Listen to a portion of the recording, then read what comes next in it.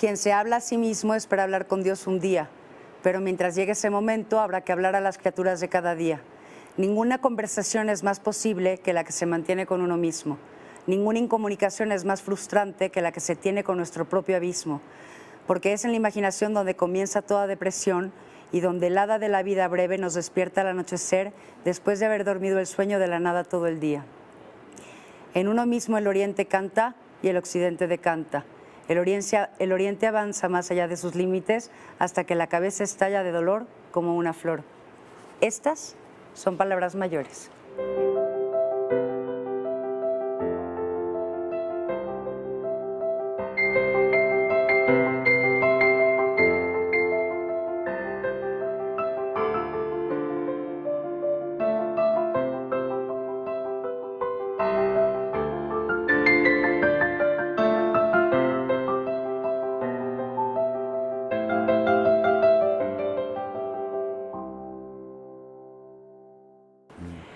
Muy buenas noches, qué gusto que estén aquí con nosotros. Y bueno, ¿qué les cuento?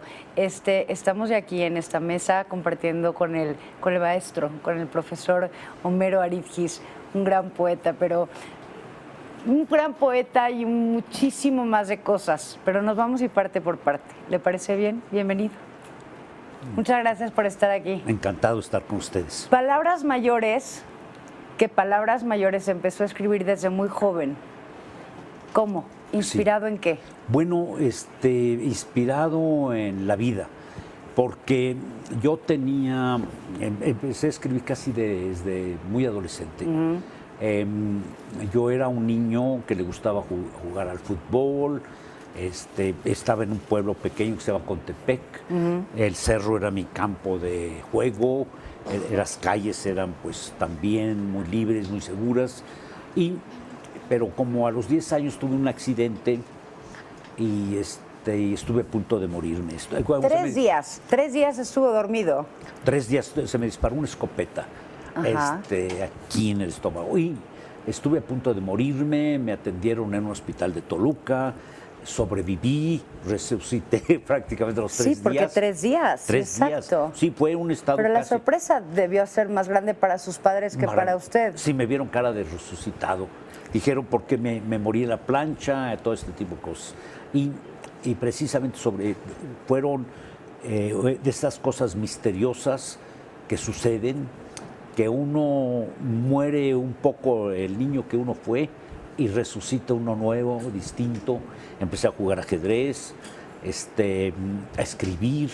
Mi padre me trajo unos libros al hospital, Emilio Salgari, los hermanos Grimm, los devoré. Me despertó el amor a la lectura y regresé al pueblo convertido en otro. En otra persona, sí. Y esa experiencia la narro en El Poeta Niño, que es como me descubrí poeta y todo esto. ¿Se acuerda usted del accidente? Es decir, de cuándo sucedió, de cuándo tuvo alguna conciencia de que quizá no iba a sobrevivir a este momento. Impacto, sí. Bueno, lo curioso es que el accidente fue terrible, porque eran escopeta, 32 municiones, pero de esas cosas prodigiosas que el impacto no me pegó demasiado arriba, demasiado abajo, ni a la derecha ni a la izquierda. Nada más era para convertirlo el del niño poeta. Poeta, sí, pero en el lugar justo, porque eran 32 municiones. Pero quedaron distribuidas de una manera que no me afectó ningún órgano vital. Por eso empezó a jugar ajedrez. Exactamente. Porque así se acomodaron las piezas. Las piezas, sí. Okay. Y empecé a jugar allí, pero también escribir diario. Como no podía jugar al fútbol, no podía hacer muchos ejercicios, entonces eso me condicionó a bastarme a mí mismo, a llevar una adolescencia solitaria, pero en un lugar muy bello que era el pueblo de Michoacán, con montañas, con mariposas monarcas, casi idílico. Y pues desde entonces escribo. Habla también mucho en alguno de sus poemas de esta dualidad del ser. ¿La encontró también en ese momento? Es decir, ¿se encontró hablando con usted mismo, encontrando estas diferentes personas que de alguna manera todos tenemos entre el yin y el yang y el bueno y lo malo y las personalidades que tenemos? Bueno, sí, y también una percepción de la divinidad de Dios, porque empecé a sentir la presencia de Dios muy fuerte. Mi familia no era muy religiosa. Yo mismo no tenía, bueno, la cosa convencional de la iglesia, Sí. todo en un pueblo, pero no teníamos una formación muy religiosa, aunque sí en un pueblo católico. Pero a la presencia de Dios, pero una presencia de Dios más allá de las religiones, más o menos figurada en la naturaleza, en la vida, en el ser humano, en la percepción del infinito, de las estrellas, del amor, en un aspecto de una presencia de Dios muy profundo, digamos, y desde entonces me acompaña. Es decir, yo soy de las personas que casi todos los días percibe la vida como un regalo de la divinidad. Como un milagro. Como un milagro, la posibilidad de vivir, de disfrutar la luz, los frutos que da la tierra, los seres humanos que nos rodean cuando son hermosos, todo lo que es positivo en la vida es como las mañanas, los atardeceres, digo, y los trato de disfrutar. ¿Eso, maestro, cree que es una cuestión de personalidad o cree que es una cuestión propia de la edad? Quizá es como más común que las personas conforme entran a una edad más adulta van percibiendo este tipo de cosas con mucho más constancia y mucho más profunda que en sus años de adolescente, que todos los adolescentes van por todos lados así, ¿no? Pero usted por este accidente que cuenta lo percibió muy joven y lo recibió así. Sí, y casi lo percibió toda la vida, en diferentes circunstancias. Yo he viajado mucho, he vivido en Nueva York, he vivido en París, en Holanda, en Suiza, en Londres. Como embajador. Como embajador y como poeta y profesor y toda esta cosa. Entonces he estado, y muchos intelectuales de diferentes partes del mundo, y siempre he estado un poco confrontado a gente que tiene otra percepción de la vida. A veces con el mismo Octavio Paz discutí porque decía, yo no creo en Dios, espero que tú tampoco. Le decía, no, yo, Octavio, sí creo en Dios. Ajá. Sí, ¿Esto fue antes del elogio o después del elogio de Octavio Paz, de lo que escribió de usted? No, fue después. Sí, porque primero cuando escribió casi yo lo conocía poco. Ajá. Él estaba en París, yo estaba en México, yo le envié mi libro, Mirándolo a dormir, y él me contestó así con mucha pasión y mucha generosidad. Y cuando vino a México nos conocimos en persona, pero ya me había escrito la carta. Okay. Entonces, a lo largo de la vida, pues mi relación con él fue muy compleja, muy diferente, también de acuerdo a su propia personalidad, porque él sufrió cambios.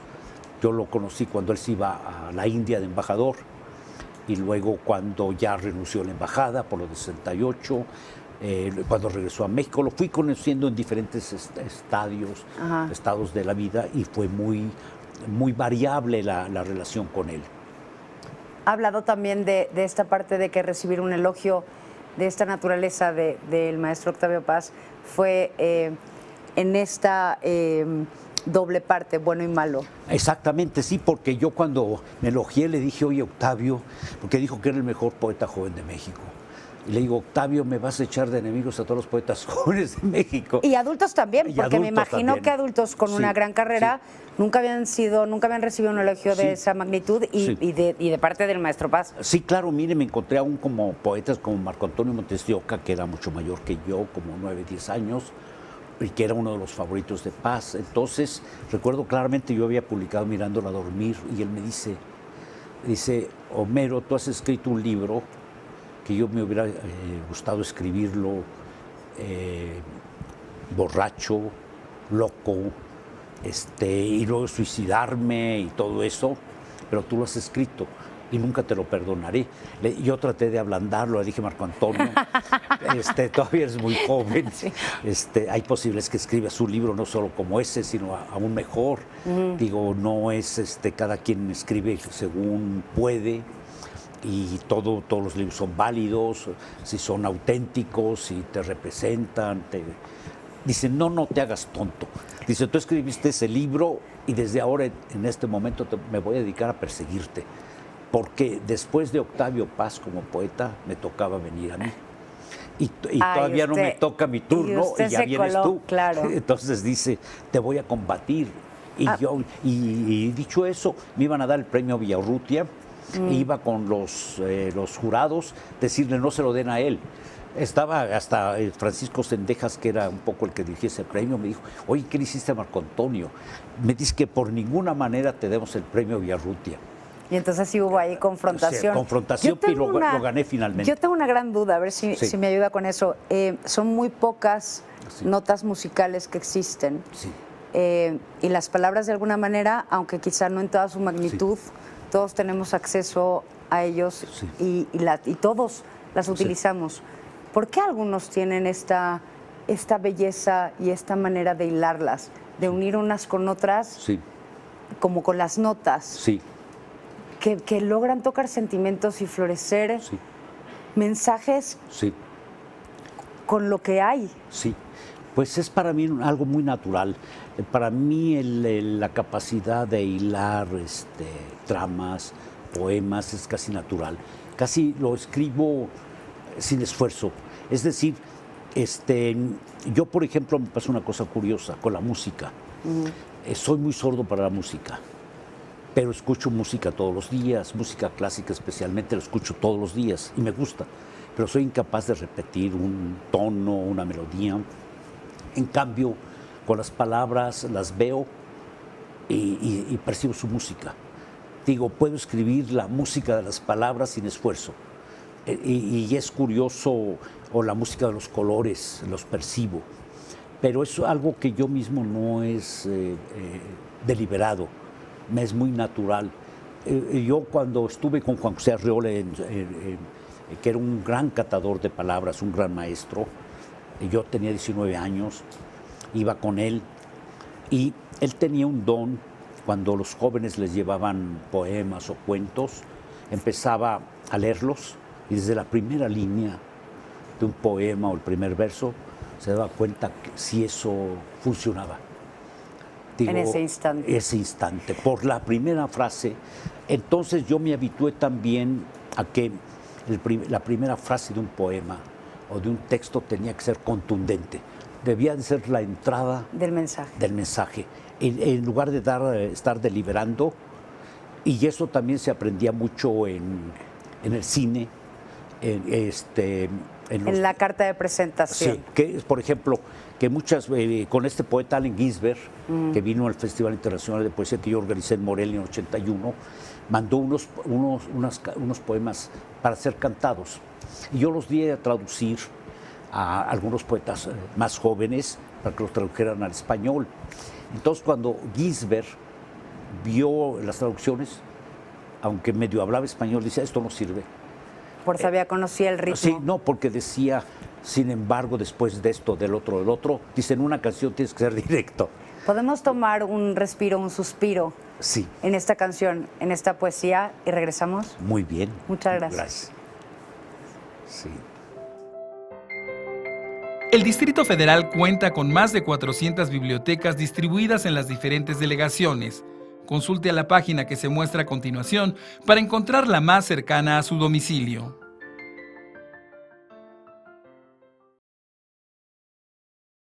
En la Casa de Cultura José Martí, ubicada en Georgina Soto Villa, esquina Turquesa, en la Colonia Estrella, se ofrecen diversas actividades para los adultos mayores, como clases de yoga y pintura.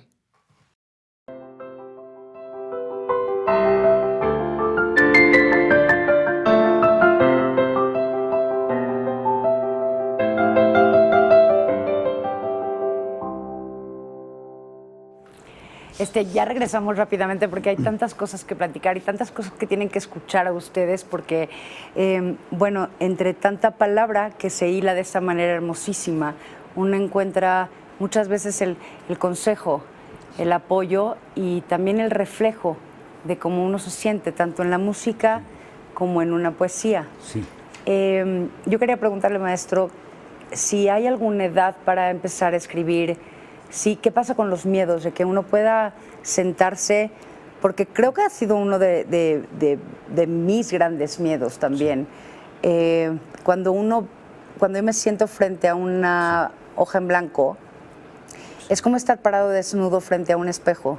Sí, pero yo creo que no hay que tener miedo porque es como acompañarse a sí mismo.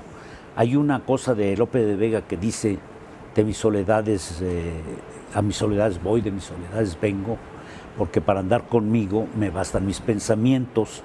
Y es ese tipo de cosas que de pronto no hay mejor compañía que la de uno mismo en el mundo, porque uno puede estar en multitud con mucha gente, pero está en una soledad acompañada, sentirse solo acompañado, y es lo peor.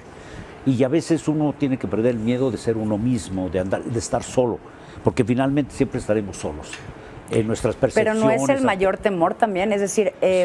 cuando le platico esto como de afrontarse al espejo desnudo, sí. no necesariamente quiere decir que alguien más nos vaya a ver o que alguien más nos vaya a juzgar o que alguien vaya a compartir con nosotros este sentimiento.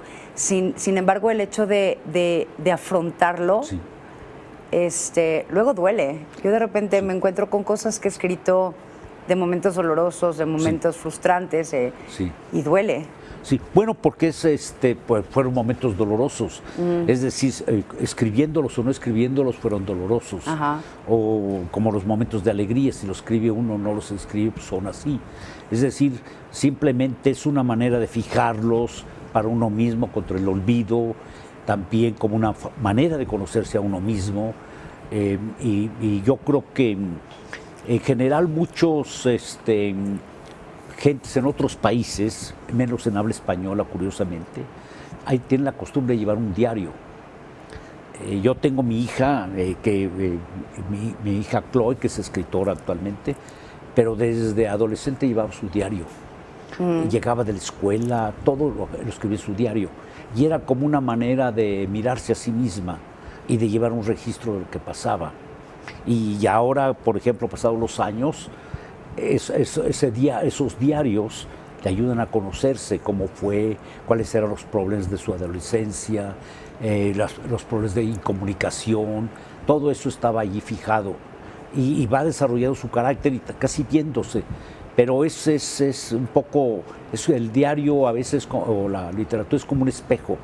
¿Y qué le recomendaría a las personas que tienen esa inquietud, pero también quizás se han puesto como la vara muy alta, de manera coloquial, y decir, pero si escribo mal o si escribo feo, ¿qué les recomendaría para que se sienten un día y hagan ese ejercicio? Bueno, yo creo que más que para perder ese miedo, yo creo que no hay que estarse fijando metas de éxito o de fracaso, de reconocimiento, sino para expresarse uno mismo, lo que siente, lo que sueña, y pues un poco bastarse a sí mismo expresándose.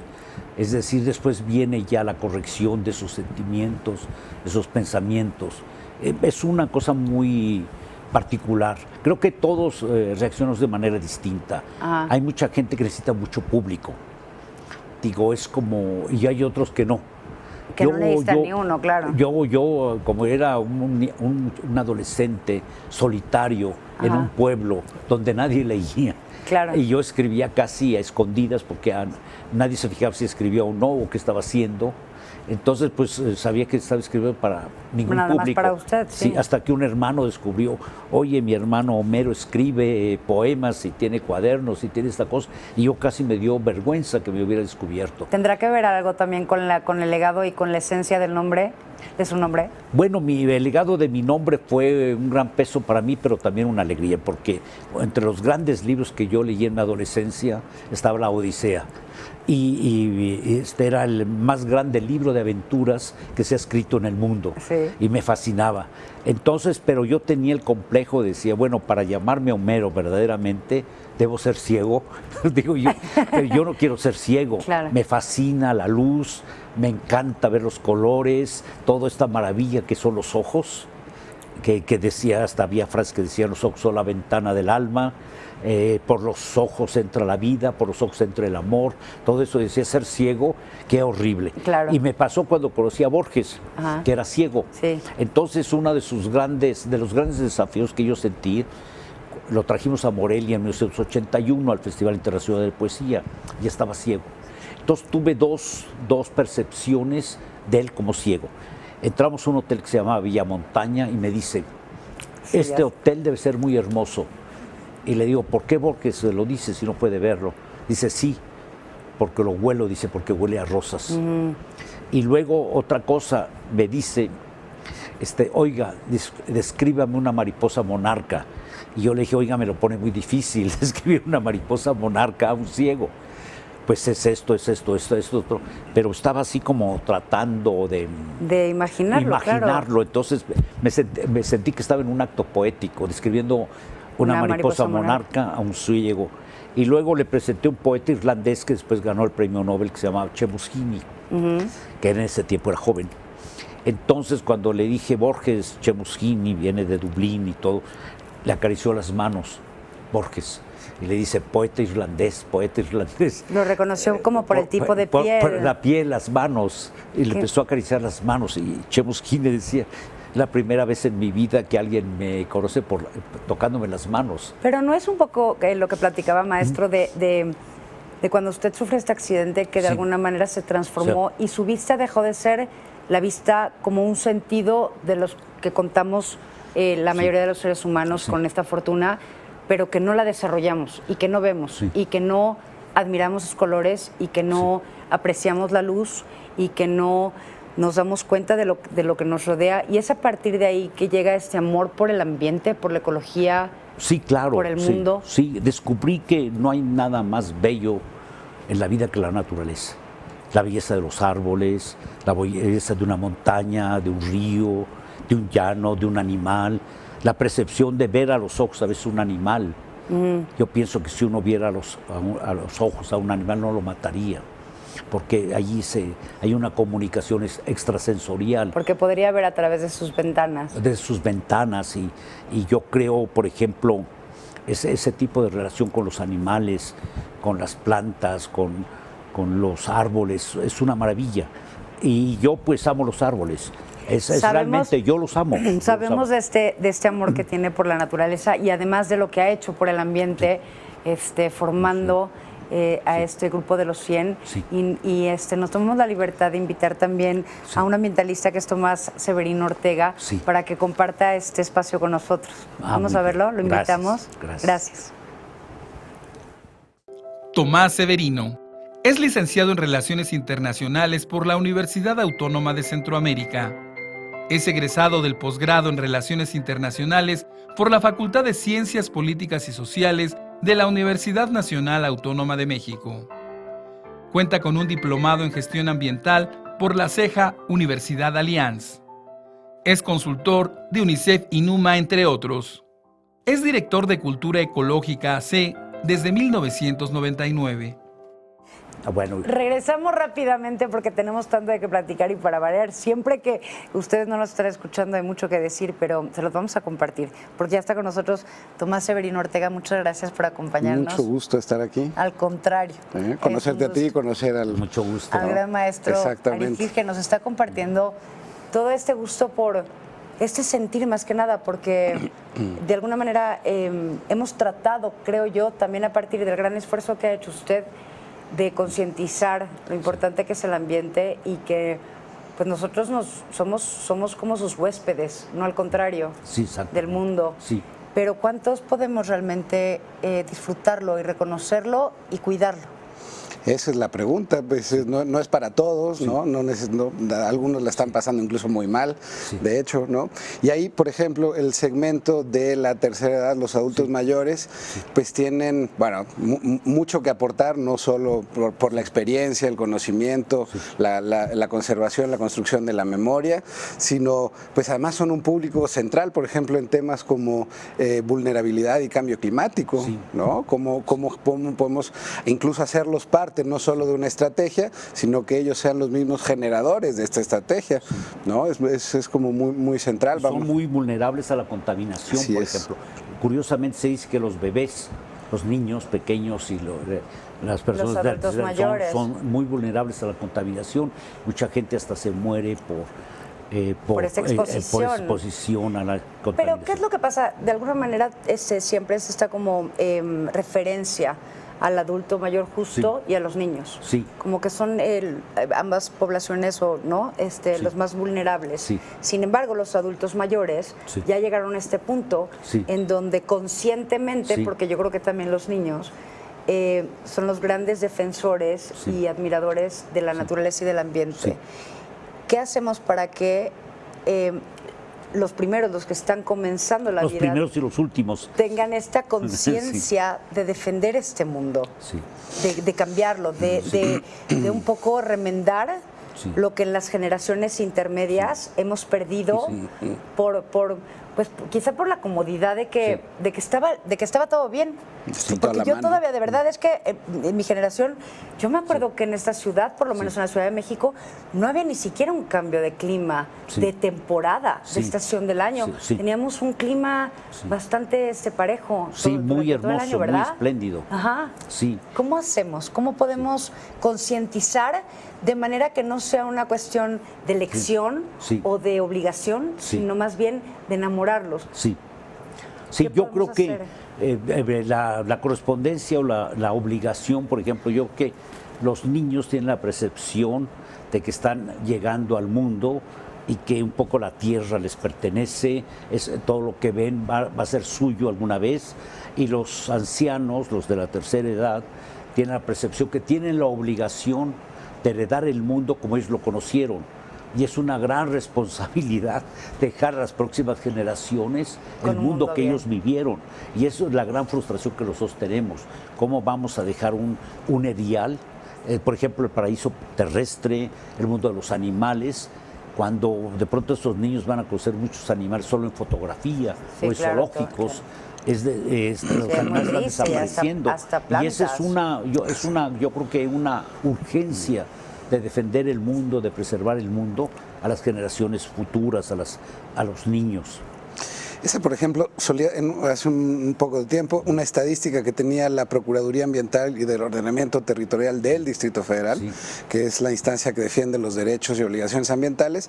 La estadística era que la gente que más participaba generando las denuncias eran los adultos mayores. Sí.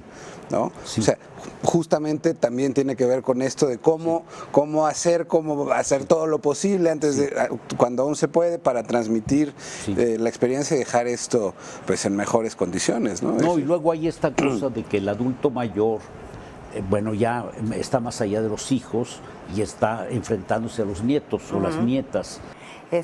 Tomás Severino, muchas gracias por Mucho acompañarnos gusto. esta Al noche. contrario. Y maestro, ¿qué le dijo? Muchas gracias por estar aquí, gracias por toda su sinfonía de palabras Gracias, hiladas. gracias. Si pueden acercarse a sus libros, van a ver que lo van a disfrutar enormemente y ojalá que puedan tener también ustedes el espacio para no nada más admirar, disfrutar, enamorarse de todo el ambiente de nuestro mundo, pasarlo a nuevas generaciones, sino también afrontarse a un espejo que puede ser una hoja en blanco y escribir y ver qué sale. Gracias. Gracias. Buenas noches. Gracias.